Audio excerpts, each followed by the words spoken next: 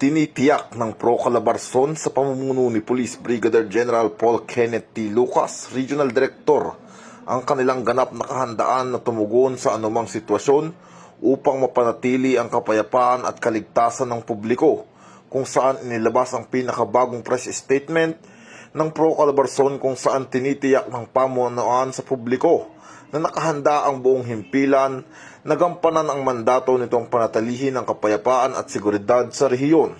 Naka-full alert na rin ang mga police units at mahigpit na nakikipag-ugnayan sa mga lokal na pamahalaan at iba pang ahensya upang matiyak na ang lahat ng aktibidad ay mananatiling mapayapa at hindi makakaapekto sa pang-araw-araw na pamumuhay ng mamamayan. Kasabay nito, nanawagan din ang Pro Calabarzon na gamitin ng responsable ang karapatan at mapayapang pagtitipon at isasagawa ito ng may paggalang sa kaayusan at kaligtasan ng lahat.